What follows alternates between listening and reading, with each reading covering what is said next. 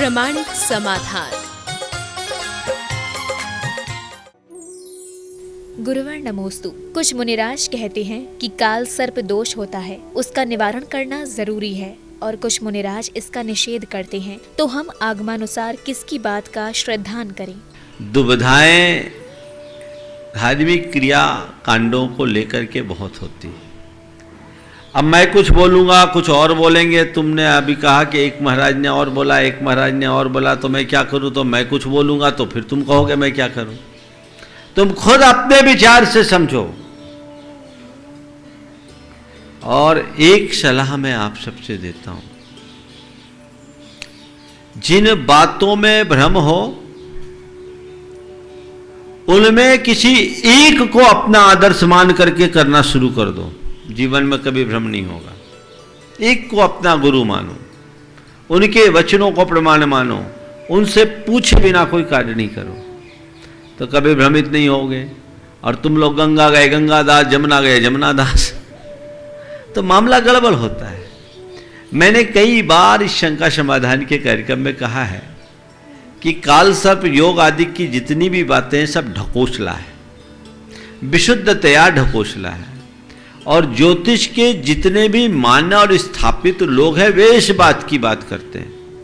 मैंने एक बार क्या अनेक बार इस शंका समाधान के कार्यक्रम में कहा कि के.एन. राव, जो भारत के ज्योतिष विद्या के ज्योतिष जगत के एक स्थापित हस्ताक्षर हैं, उनका एक आलेख मैंने पढ़ा था जिसमें उन्होंने कहा था कि जिस राहु और केतु के मध्य सभी प्रमुख ग्रहों के आने पर यह तथाकथित काल सर्प योग कहा जाता है, वो तो लाभकारी राजयोग है। हाथ कंगन को आरसी क्या, मोरारजी देसाई, चौधरी चरण सिंह, ज्ञानी जेल सिंह, धीरू भाई अंबानी, सचिन तेंदुलकर जैसे अपने अपने क्षेत्र के सफल और अति सफल लोगों की कुंडली में ये तथाकथित काल सर्प योग है। लोग काल सर्प की बातों को कर तरह तरह के ठटकरम कराने लगे हैं। उतारा के नाम पर लोगों के काफ़ी खर्च और पैसे खिंचवाने लगे हैं, तो ये मामला बहुत गड़बड़ है। मैंने तो सुना एक मेरे परिचित एक संपर्की के साथ विवाह का संबंध हुआ, और विवाह के संबंध में वो बड़े बहमी व्यक्ति थे। बातचीत चली, और बातचीत चलने पर जब उनसे कहा गया तो किसी पंडित ने बता दिया इनको ये दोष है, इनको ये दोष है, इनको ये दोष है। 4-5 तरीके के दोष बता दिए, और दोष बताने के बाद उसके ढेर तरह के ठटकरम भी बता दिए, ये करना होगा, ये करना होगा, ये करना होगा। बातचीत का दौर ही चल रहा था।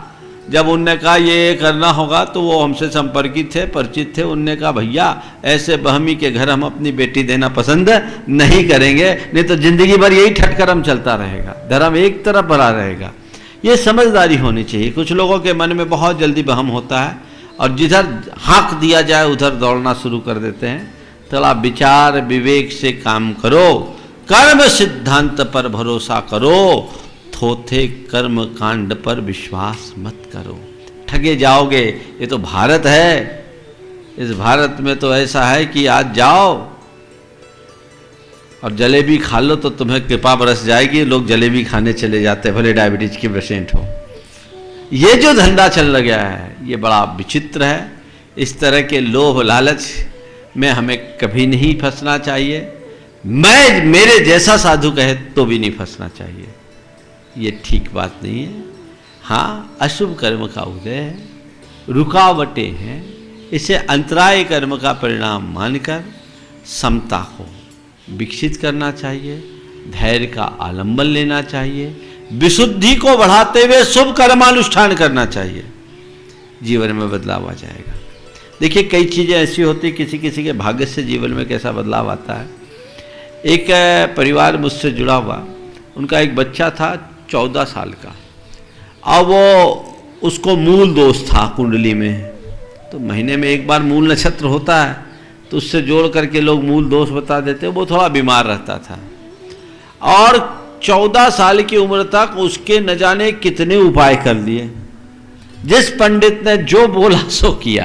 अब बेटा एक ही बीमार रहता है, मेरे पास है, मुझसे कहा महाराज इनको मूल दोष है, ऐसा है वैसा, अब क्या करें हम। बोले कोई मूल नहीं होता, ये सब भूल है, इसको भूलो। तुम्हारे लिए तुम्हारे बेटे को कोई तकलीफ थे, उस चीज़ को ठीक करो और कुछ नहीं करो। मेरे मुंह से उसके लिए निकला कि इसके लिए कुछ मत करो, कल्याण मंदिर स्तोत्र का पाठ करने के लिए बोलो और इसे कल्याण मंदिर विधान कर लो। एक बार आप जो भी हो मेरी बात सुनकर रोज कल्याण मंदिर स्तोत्र का पाठ करना शुरू कर दिया, कल्याण मंदिर विधान कर लिया। आज 9 साल हो गए, कोई मूल नहीं है, बेचारा एकदम स्वस्थ है। तो मैं सोचता हूँ क्या था, दिमाग में बैठ गया था कि मेरा मूल में जन्म है तो ये बीमारी होगी बीमारी होगी बीमारी होगी। मैंने मनोवैज्ञानिक तरीके से उसके दिमाग के उस कीड़े को बाहर निकाल दिया और एक अनुष्ठान बता दिया, ये काम हो गया। मैं इसे चमत्कार नहीं कहता, मैं इसे आत्मविश्वास का कमाल मानता हूँ। आप उस पर विश्वास कीजिए, जीवन में बड़े बड़े कमाल घटेंगे। गुरुवर नमोस्तु। जैन धर्म के भगवान कुछ लेते देते नहीं हैं, तो जैन समाज के लोग उनकी पूजा क्यों करते हैं? देखो ये सवाल कई तरह से लोग उठाते हैं। एक बार एक युवक ने मुझसे आकर के कहा कि महाराज जब हमारे यहाँ कहा जाता है, जैसा आपने बोला, युवक ने भी बोला कि अपने अपने कर्म का फल सबको मिलता है, भगवान भी हमारा कुछ बदल नहीं सकते, तो भगवान के पास हम क्यों जाते हैं। इसी आशय की बात बहुत पहले एक दर्शन शास्त्र की प्रोफेसर ने मुझसे पूछा। बोला महाराज जी मुझे जैनिज्म की भी सब बातें अच्छी लगती है, लेकिन एक बात समझ में नहीं आती कि आप लोग ईश्वर को तो मानते हैं, ईश्वर कर्तृत्व को क्यों नहीं मानते। जैन धर्म ईश्वर को स्वतंत्र रखता है। ईश्वर हमारे सुख दुख का करता नहीं है, हर प्राणी अपने आप में अपना ईश्वर है, अप्पासो परमप्पा, ये जैन दर्शन की विशेषता है। तो उन प्रोफेसर बहन ने कहा कि महाराज जी आप क्या ईश्वर को मानते हैं पर ईश्वर के कर्तृत्व को क्यों नहीं मानते। देखिए ना हम पर ईश्वर ने कितनी बड़ी कृपा की। मेरे पति की दोनों किडनियां खराब हो गई थी, उसने ठीक कर दी। मुझ पर ईश्वर ने कितनी बड़ी कृपा की, मेरे पति की दोनों किडनियां खराब हो गई थी, उसने ठीक कर दी। मैंने कहा मैडम यदि ये बात है तो मुझे आपके ईश्वर पर संदेह है। यदि ये बात है तो मुझे आपके ईश्वर पर संदेह है। उसने पूछा क्या? मैंने कहा यदि आपके ईश्वर को किडनी ठीक ही करनी थी तो खराब क्यों की? अगर किडनी ठीक ही करनी थी तो खराब क्यों की? यदि तुम कहते हो कि ठीक ईश्वर ने की तो खराब करने का दोष भी उन्हीं पर लगेगा। तो उन्होंने कहा महाराज जी फिर आप क्या पूजा अर्चा क्यों करते हैं, जैसा इन्होंने पूछा। तो मैंने उनसे कहा आप दर्पण देखते हो? बोले देखते हो। क्यों देखते? बोले इसलिए कि चेहरे में कोई दाग धब्बा ना हो। अच्छा, तो जब आप दर्पण देखते हैं तो दर्पण आपके चेहरे के दाग धब्बे को साफ कर लेता है?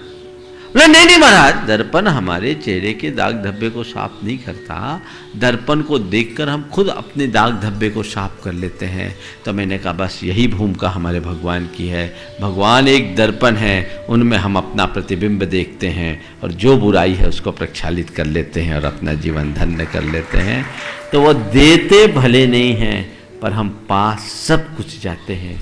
उनके निमित्त से हमारे हृदय में बढ़ी हुई विशुद्धि हमारे जीवन में आमूलचूल परिवर्तन करता है, पर करता नहीं होता, पर निमित्त बनता है।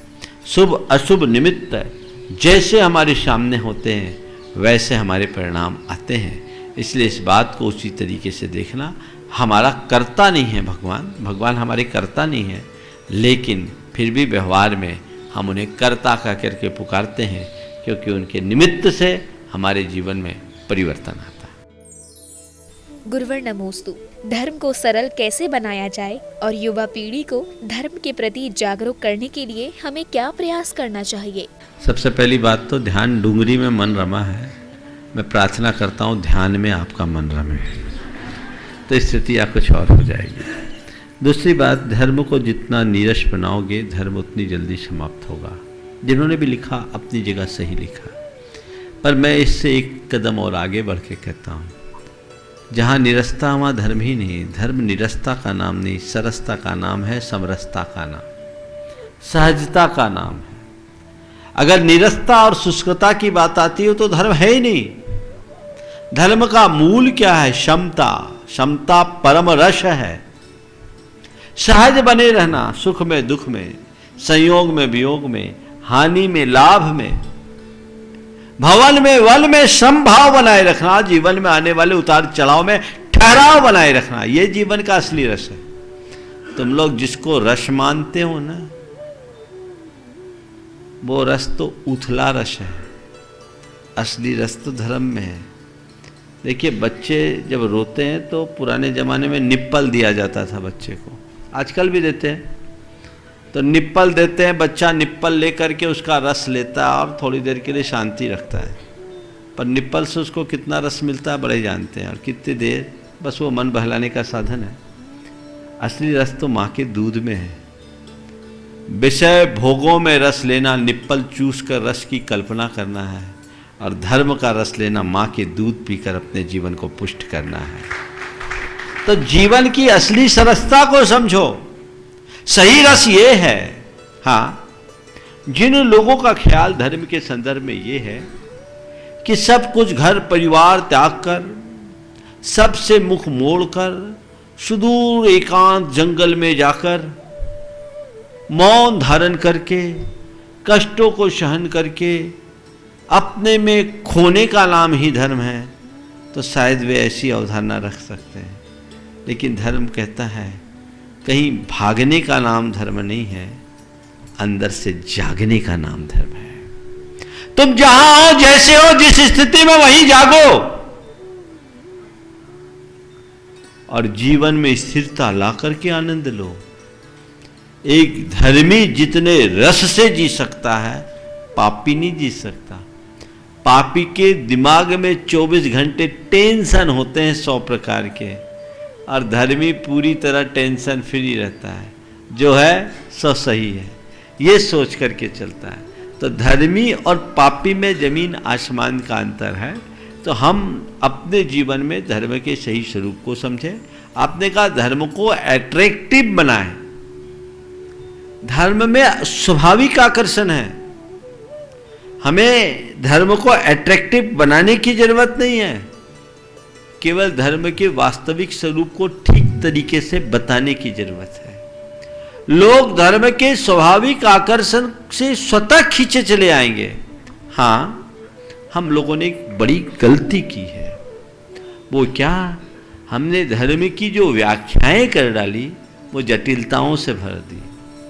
हमने धर्म को कोरे कर्म कांडों तक सीमित कर दिया। उसके आध्यात्मिक स्वरूप को, जो जीवन के रूपांतरण का आधार है, उसे हमने ओझल कर दिया। हमें चाहिए कि हम धर्म की युगानुरूप व्याख्या करें। हर व्यक्ति को यह बात समझाएं कि धर्म मेरे जीवन का मूल आधार है, बिना धर्म के हम अपने जीवन को आगे नहीं बढ़ा सकते। तो हम धर्म से विमुख नहीं होंगे। मैं सम्मेद शिखर जी में था, दिल्ली का एक परिवार दर्शनार्थ आया, उनके साथ एक युवा भी था। माता पिता ने कहा, महाराज इसको समझाइए, ये धर्म से बहुत दूर रहता है, धर्म करना नहीं चाहता। मैं उसकी तरफ देखा तो उसने छूटते ही पूछा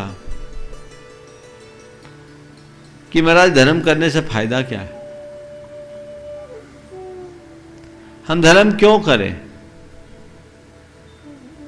धर्म करने से फायदा क्या है? मैंने कहा तुमने बिल्कुल ठीक कहा। मैं तुमसे धर्म करने की बात नहीं करता। तुम पूछते हो हम धर्म क्यों करें, मैं तुमसे केवल एक ही बात पूछता हूं, तुम अपने नेगेटिव इमोशंस पर कंट्रोल करना चाहते हो? बोले हाँ महाराज चाहते हैं। अगर तुम्हारे नेगेटिव इमोशंस दिनों दिन बढ़ते रहे तो तुम क्या खुश रह सकोगे? बोले नहीं। तुम सक्सेस पा सकोगे? बोले नहीं। तो तुम खुशी और सक्सेस चाहते हो? बोले चाहता हूँ। तो उसके लिए नेगेटिव इमोशंस पर कंट्रोल करना है? हाँ करना है। मतलब बैड हैबिट्स अच्छी मानते हो? नहीं महाराज, बैड हैबिट से दूर रहना चाहिए। तो वह तुम मानते हो ना कि नेगेटिव इमोशंस पर कंट्रोल होना चाहिए, बैड हैबिट से दूर रखना चाहिए? बोले हाँ। बोले इसी का नाम तो धर्म है। इसी का नाम धर्म है। धर्म का पहला पाठ यह है कि जीवन की नकारात्मकता को दूर रखो और अपनी दुष्प्रवृत्तियों का परित्याग करो, यही तो धर्म है। बोला महाराज तुरंत चरणों में गिर पड़ा। आज पहली बार किसी ने हमें धर्म को इस तरीके से समझाया। हमें तो यही बताया गया है धर्म करना है तो मंदिर जाओ, धर्म करना है तो माला फेरो, धर्म करना है तो मुनियों को आहार दो, धर्म करना है तो कुछ दान पुण्य करो, धर्म करना है तो पूजा पाठ करो। ये धर्म, मैंने कहा वो धर्म का बाहरी रूप है, लेकिन धर्म का मूल प्रयोजन यही है। तुम जिस दिन धर्म के मर्म को समझ जाओगे तुम्हारे सारे प्रश्न अपने आप नीचे उतर जाएंगे, जीवन में बदलाव आ जाएगा। उस युवक में बहुत गहरा असर पड़ा। तो हमें चाहिए कि हम सबको युगानुरूप व्याख्या करें, जिसकी आज आवश्यकता है। आज के समय में तो मैं समझता हूँ धर्म और ज़्यादा प्रासंगिक है, क्योंकि आज जितने अपडाउन्स हैं उतने अतीत में नहीं थे। तो वहाँ ठहराव अगर मिलता है तो केवल धर्म से मिलता है, धर्म के आध्यात्मिक चिंतन से मिलता है। अगर हमने ये चेतना जगा दी, निश्चितः व्यापक बदलाव घटित होगा। गुरुवर नमोस्तु। इंसान को सभी काम के लिए दादी, माँ, पत्नी और बहन चाहिए, पर इन सभी के लिए बेटियाँ जिंदा होनी चाहिए। तो इंसान बेटियों को दुनिया में आने से पहले ही क्यों मार देता है?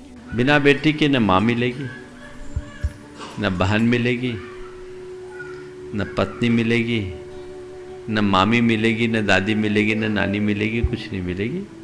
सच्चे अर्थों में बेटी के बिना तो वंश ही नहीं मिलेगा। और जो लोग इस तरह के कुकृत्य करते हैं, ये घोर अमानवीय कृत्य करते हैं। ये केवल हिंसा नहीं है, ये हिंसा का सबसे विकृत और जघन्य रूप है।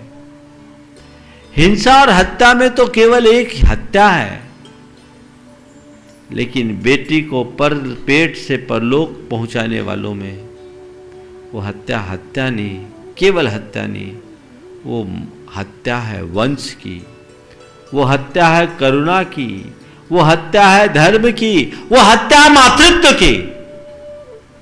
इससे बचना चाहिए। और ये जब से भ्रूण परीक्षण की प्रवृत्तियां बढ़ी है, ये प्रवृत्ति ज़्यादा जोर पकड़ी, हमें इससे बचना चाहिए, बचाना चाहिए। अभी उदयपुर चातुर्मास के दौरान एक बहन जी आई मेरे पास, उसके साथ उसका 15-16 साल का बच्चा भी था। दोनों दर्शन के आशीर्वाद लिया। उसके बाद बच्चे को बाहर करने के बाद उसने कहा महाराज एक प्रायश्चित चाहिए। बोले क्या है? बोले ये जब बेटा मेरे पेट में था, मेरी 2 बेटियां पहले से थी, मैंने अल्ट्रासाउंड कराया, बता दिया बेटी है। महाराज मैंने इसे भी मारने का मन बना लिया था, एबॉर्शन कराने का मन बना लिया था। उसके बाद मेरी माँ ने मुझे समझाया, मेरा मन बदल गया। महाराज जिस दिन बेटा हुआ अपार खुशी हुई। आज मेरी 3 संतान हैं। 2 दिन पहले आपके प्रवचन सुने थे, आज ये 15 साल का बच्चा हो गया है और बड़ा प्रतिभावान है। महाराज इसके प्रति अब मैं कल्पना करती हूँ कि काश अगर ऐसा होता तो क्या होता। मैंने आपसे कहता हूँ इन सब बातों पर ध्यान रखें। कई बार ये गड़बड़ होता है, लेकिन बेटा ही क्या, अगर बेटी भी हो और जन्म लेकर अगर अपने पाँव पर खड़े हो जाए, पढ़ लिख करके आगे बढ़ जाए, तो वो अपने जीवन में कहाँ से कहाँ पहुँच सकती है। आपको गर्व होना चाहिए। इसलिए जीवन में कभी इस तरह के हिंसा के कृत्य सपने में न करो। मैं इस विषय में अनेक बार बोल चुका हूँ, आज ज़्यादा व्याख्यान नहीं करूँगा, लेकिन इतना ज़रूर कहूँगा। अभी यहीं पर पायल ने प्रश्न उठाया था, और कई अजैन लोग गर्भपात जैसे अपने निर्णय को बदलें और इस कुकृत्य से बचे हैं। तो उस तरीके की दृष्टि अपने अंदर विकसित करनी चाहिए, और जिनके द्वारा ऐसा हुआ है, जो सहभागी बने हैं परोक्ष या प्रत्यक्ष रूप में, उन्हें इसका प्रायश्चित अवश्य लेना चाहिए।